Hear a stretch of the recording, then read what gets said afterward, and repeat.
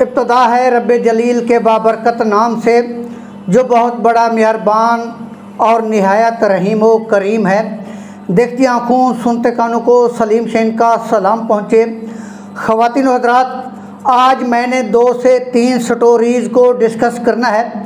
कुछ कहने से पहले अर्ज़ करूँगा कि आप हमारा यूट्यूब चैनल सब्सक्राइब कर लें और इसके साथ साथ फेसबुक पेज को भी फॉलो कर लें, ताकि हमारी हर आने वाली वीडियो आप तक बर वक्त पहुँच सके। नाज़रीन, सबसे पहले बात करते हैं एक चुम्मी की। आप शायद हैरान हो जाएंगे कि मैंने कैसी बात कह दी, तो आप परेशान ना हों, बल्कि मोबाइल की स्क्रीन पर तवज्जो से देखिएगा। जी हाँ, आपके साबिक MNA सैयद बासित सुल्तान बुखारी साहब साबिक चेयरमैन मलिक बशीर अहमद बानारोया की चुम्मी ले रहे हैं, और इसके बाद मलिक बशीर अहमद बानारोया ने भी बासित सही की चुम्मी ले ली, यानी हिसाब बराबर हो गया। लेकिन नाज़रीन, इस तस्वीर को देखने के बाद मेरे जहन में जो 2-4 सवालात पैदा हो रहे हैं वो ये हैं कि क्या यही बासित सुल्तान बुखारी है जो एक लंबे अरसे तक अपने हलके से आउट रहे और उन्होंने अपने वोटरान कारकुनान को अपना दीदार कराना भी मुनासिब न समझा था? क्या ये वही बासित सुल्तान बुखारी है कि जब कारकुनान उनकी रिहाइश गाह पर जाते तो नौकरों के ज़रिए कहलवा दिया जाता कि शाह साहब घर पर मौजूद नहीं हैं? और मैं पूछना चाहता हूँ, क्या ये वही MNA है जो अपने वोटरान को हाथ मिलाना भी गवारा नहीं किया करता था, या जो अपने कारकुनान से इंतहाई सख्त लहजे और धमकी अमेज अंदाज में बात किया करता था? फिर ये एकदम तब्दीली कैसे आ गई? इन्हीं सोचों में गुम था कि अचानक मुझे झटका लगा और याद आ गया कि हाँ, इलेक्शन की आमद है और शाह साहब भी अपनी गर्दन से सरिया निकाल कर एकदम चुम्मी, प्यार, हमदर्दी और मुस्कुराहट से अपने कारकुनान का दिल जीतने की कोशिश कर रहे हैं, क्योंकि ये शाह साहब का पुराना स्टाइल है। और इन्हीं चुम्मियों जफ्फियों को आप हल्के का तरक्याती काम ही समझ लें। नाज़रीन, दूसरी स्टोरी की तरफ आते हैं कि आज सोशल मीडिया पर एक खबर गर्दिश कर रही थी कि नाराज़ ग्रुप के सरबरा मुजाहिद खान लगारी और सैयद बासित सुल्तान बुखारी के दरमियान कुछ मामलात तय पा गए हैं। आज इनकी मीटिंग भी होने वाली है। इस हवाले से मैंने बज़ाते खुद मुजाहिद खान लगारी से रब्ता किया, तो उन्होंने इसे झूठी खबर करार देते हुए खुले लफ्ज़ों में तरदीद कर दी। नाज़रीन, तीसरी स्टोरी ये है कि सैयद बासित सुल्तान बुखारी हालात की नज़ाकत को समझते हुए और घुटने टेकते हुए अपनी गाड़ी भेजकर मलिक मुजफ्फर जड़ और मियाँ सईद कादिर धरेजा को अपने पास बुलवाते हैं। नाराज़ ग्रुप के ये दोनों दोस्त अपने बाकी दोस्तों के मशवरे से सैयद बासित सुल्तान बुखारी के पास चले जाते हैं। 2, 4, 5, 6 घंटे तक मुलाकात जारी रहती है।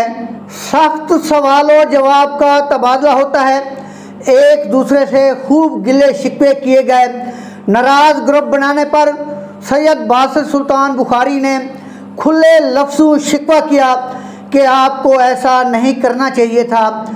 जवाब में मलिक मुजफ्फर जड़ और मियाँ सईद कादिर धरेजा ने भी अपने दुख दर्द की कहानियाँ सुनाई।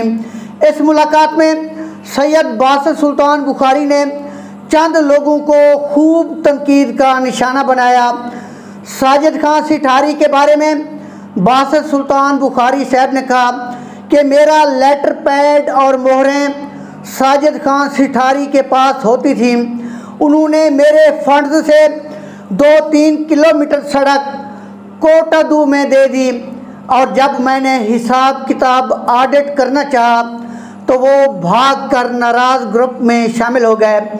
मियां तारिक डमर के बारे में शाह साहब ने कहा कि वो थाने कचहरी की सियासत को तरजीह देते हैं।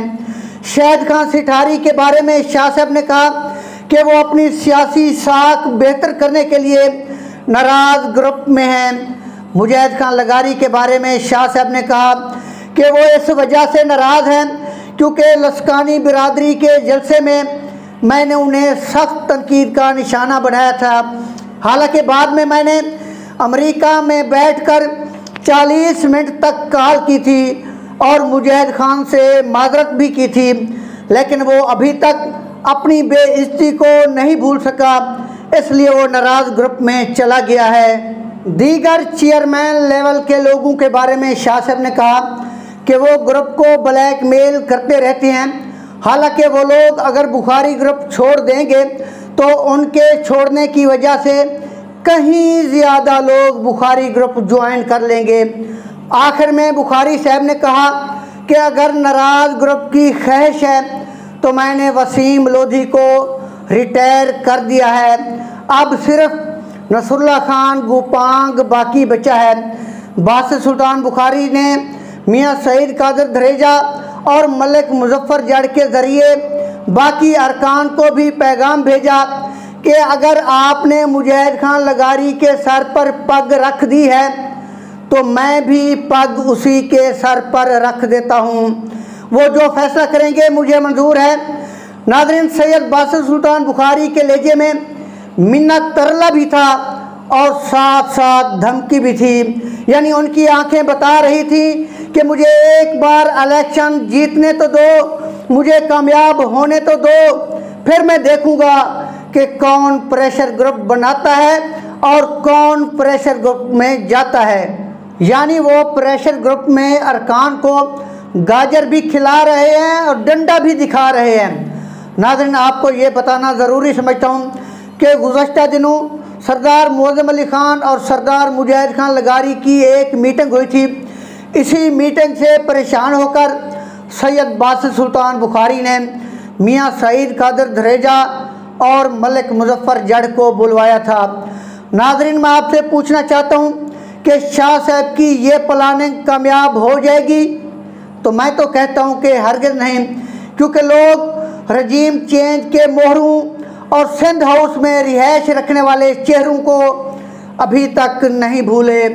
और मिसाल आपके सामने है कि मियां शहबाज शरीफ के साथ उसके अपने हलके में क्या हुआ, मरियम नवाज़ के साथ अवाम ने कैसे हिसाब चुकाया, और सैयद बासित सुल्तान बुखारी साहब का जो नारा था कि वो तो बख्शे बख्शाए हैं, अब देखते हैं कि वो अपने वोटरान को, कारकुनान को कैसे बख्शवाते हैं। नाज़रीन, आखिरी सवाल कि क्या प्रेशर ग्रुप बुखारी ग्रुप में दोबारा चला जाएगा?